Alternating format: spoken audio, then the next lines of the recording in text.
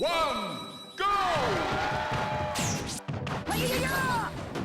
This audio post is a recap in general of my ideas and views of the 2050 event, which is a convention that GoGaming attended last week, the Halloween weekend of 2015. We were in Daytona Beach at the convention.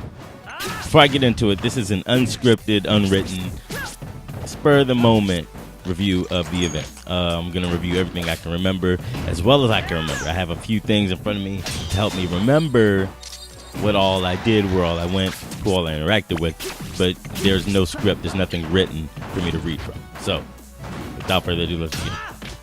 Okay, so the event was a 3-day event that took place in Daytona, Florida. We had a nice hotel that was just across the street from the convention at the Ocean Center, I believe it was called. We check-in was simple. We just had to but we just had to confirm who we were with the administration over the event, and they gave us our tickets. We were in. Very simple. We stopped in the convention hall a few times where they had vendors that were selling different items. They had comic book things. They had different gaming forms, collector's items. There were actors and artists. Everybody was there just lined along the side. You could do an interview with them and have a conversation and just have a good time. Now, for the events, the actual events.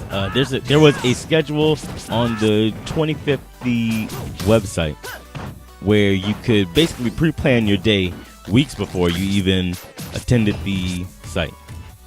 So if you knew that you wanted to talk with, for example, Paul Sherwin at the event, who was with Ingress for the new Pokemon Go project that's coming up.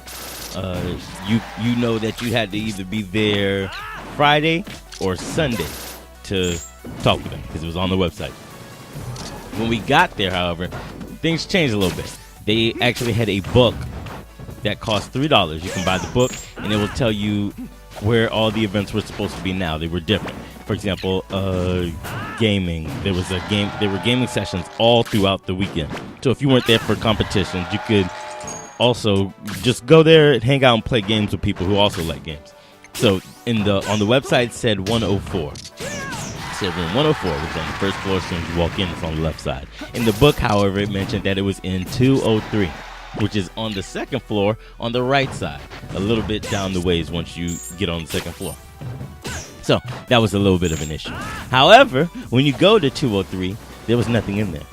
There wasn't anything in there. It actually was in 104, and we didn't realize that the website had all the correct information for rooms and times and things like that until Saturday, when we decided, hey, we're already here, it's early, there's nothing in this room that's in the book, let's check on the website. And we checked the website, we went to that room, and it was there. So there was a little bit of a communication issue. Also, some of the people didn't show up. For example, like I mentioned, Paul Sherwin was there with Ingress for Pokemon Go. He was there for that event, and that was one of the big things I wanted to go on this convention, on this trip to the convention for. David had mentioned it to me, and I said, hey, this would be something great. We can get some information. Like, we won't pull the information out of them, but we can get some new information and share it with everybody who cares about Pokemon Go, geocaching, things like that. I said, okay, let's do it.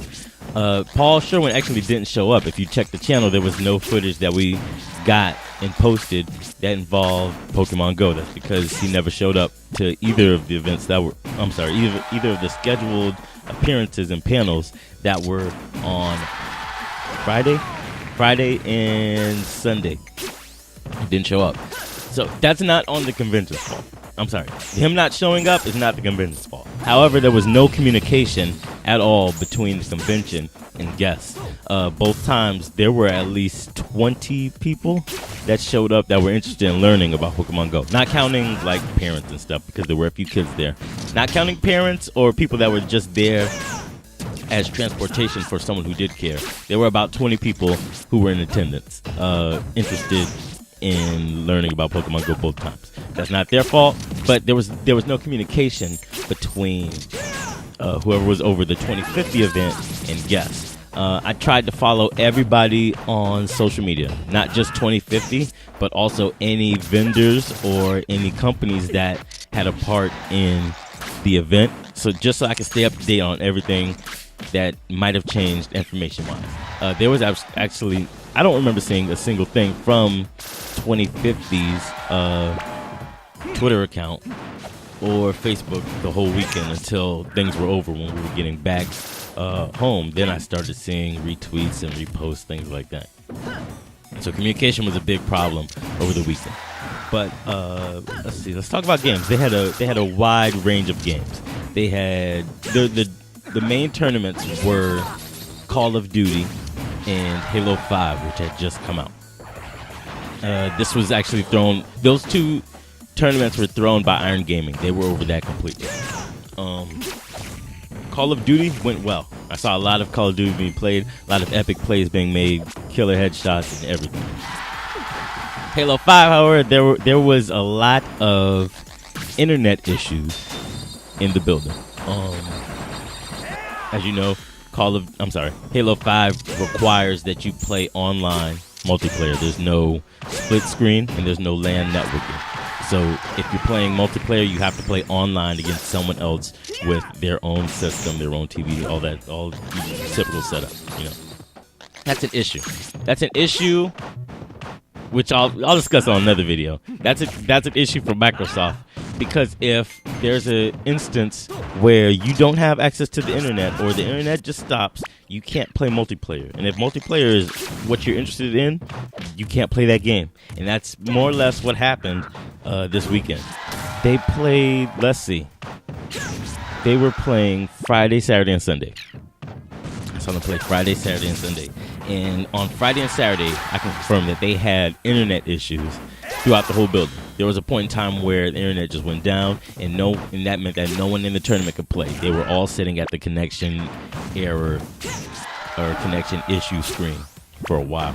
And it got to the point where they had to basically reschedule the tournament. It's unfortunate. Again, that's not on 350. That's more on the Ocean Center. So there was a problem there. But other tournaments, they also had a Smash Brothers tournament. They had a Mortal Kombat tournament. There was a Magic Draft. I actually participated in the Magic Draft. There will be a video coming up later on. I plan for it to be today, but it will be coming in the very near future. Everything more or less went smoothly. Everything went smoothly on those. There was also a Munchkin tournament. I didn't get to participate in the Munchkin tournament. I had another thing I had to tend to while I was in Daytona. But there was a Munchkin tournament, and that one was smooth as well. I've actually never seen a Munchkin tournament because I typically play it just casually with a group of friends whenever we have a little bit of time to waste. That's how we waste it. Let's see. Any other thoughts? I picked up, I don't know if you've seen the daily vlogs that I did while I was in Daytona, but I picked up my first few pop vinyl dolls. I picked up 3. I grabbed a Deadpool. I got Scar from Lion King, and I have Liliana Vest from Magic. The only one I truly wanted was Liliana Vest, but I didn't see that the first day, so I bought the Deadpool one. And then the second day, I found a guy who had all the Magic ones.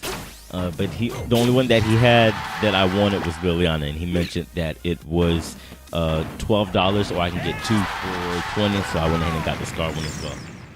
Eventually, what I'm going to do is I'm going to give those away, courtesy of GoGaming. We're going to give those away. We'll have a bunch of giveaways coming up, and I'll find a way to give those out. Liliana's for me, though. Keeping Liliana. I wanted to keep one in the office, but I'm probably just going to keep Liliana in my own personal collection. Anything else? Oh, we also got like a couple giveaways. The Magic Draft was put on by a gaming store, a local game store in Holly Hill, Florida, known as Gamer Sanctuary. They are a good bunch of people. They're very fun and energetic. I actually didn't know I was playing. Let's see. I played a good round of Commander. I was playing Gave Guru of Spores or something like that. I was playing Gave's deck, and I didn't know I was playing against people who worked at the shop. Typically, people who work at game shops, they'll play very, I don't want to say professionally, but they'll play seriously. They won't joke around so much. These guys had a lot of good energy about them. Never would have guessed I was playing against people who worked with the store. But I've got nothing but good things to say about them. And then they ran the draft. That was fun as well. I played against one of the guys who worked at the store, expecting him to beat me. In fact, I was kind of nervous around we got to a third round in our match. We played the first match. I was expecting him to beat me horribly, to be very honest with you. And it turns out I won because I picked a good draft. It's been a while since I drafted, so I was honestly expecting to mess up at the beginning, like always. But I did pretty well, and they gave us a couple of goodie bags. They also gave me one of each of the, I want to call them intro packs. Well, not intro packs, but they're like decks that are built to teach people to play Magic. They gave me one of each color. White, blue, black, red, green. I'm going to take that and hopefully teach David how to play Magic. It never happened. If you watched the day 2 vlog, I said, it was either day 2 or day 1. I said that my goal was to teach David Magic over the weekend. I taught him a little bit. I didn't teach him enough to actually be able to play a game. So that's my goal. I'll get it done before the end of the year, I promise. That's my goal. Any other thoughts? I don't think I have any other thoughts on the event. Like I said, this was my first con. This was actually both of our first con, mine and David's first convention. So we didn't really know what to expect, but I can say that I had a good time. And one of the things I was thinking on the way back was, why was this my first con? Why have I not gone to a convention before? So I have nothing but good things to say, and I look forward to going to another convention in the very near future. I think that's it. Just stay tuned. Keep it locked here on GoGaming. We have more vlogs like this coming up. I don't know what happened to my words there. We have more vlogs as well as video game content and everything else that you could want from games as well as news. All right? So keep it locked. Catch you guys next time.